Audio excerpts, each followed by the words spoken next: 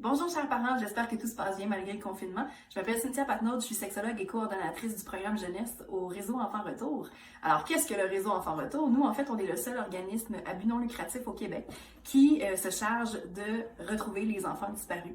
Donc, en fait, ce qu'il faut savoir, c'est qu'au Québec, on a eu 5805 cas d'enfants disparus juste en 2019. Donc, quand je parle d'enfants disparus, en fait, j'ai trois catégories différentes. La première, c'est les disparitions mystères. Donc, quand l'enfant disparaît, mais on n'a pas trop idée de ce qui s'est passé, il nous manque des informations. Ensuite, on a les enlèvements. Et là, je sais que souvent, dans les enlèvements, on pense que ça se fait comme dans les films, donc c'est un étranger qui se promène avec une capuche sur la tête, puis qui offre des bonbons aux enfants.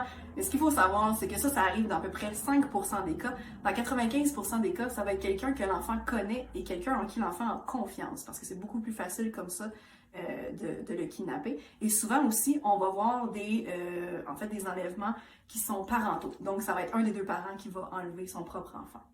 Et finalement, la troisième catégorie, on a les fugues.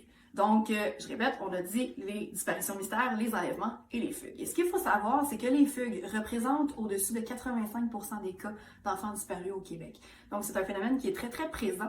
Et nous, notre travail, c'est aussi d'enrayer ce phénomène. Donc, on a deux volets d'intervention. On a le volet recherche qui aide les parents, qui les soutient, qui publie les avis de recherche et qui aussi fait le pont entre les instances telles que le gouvernement ou les médias ou les corps policiers.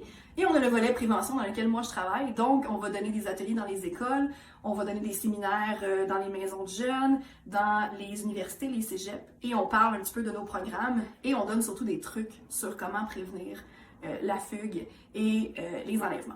Donc, moi, de mon côté, j'ai créé le programme Aimer avec toute mon équipe. Alors, on a créé ce beau programme-là qui vise les enfants de 10 à 13 ans et qui est un programme de prévention des fugues et de l'exploitation sexuelle. Donc, je vais vous parler un petit peu plus en détail dans la prochaine capsule. D'ailleurs, les capsules qui vont suivre vont concerner l'exploitation sexuelle, donc je vais vous définir un petit peu en quoi ça consiste, parce que ce qu'il faut savoir, c'est que la plupart des jeunes en fugue vont malheureusement basculer vers l'exploitation sexuelle. Par la suite, on va parler des facteurs de protection, donc de comment mettre ses limites, de parler d'estime de soi, du monde réel versus le monde virtuel, et aussi qu'est-ce qu'une relation saine et qu'est-ce qu'un stéréotype de genre.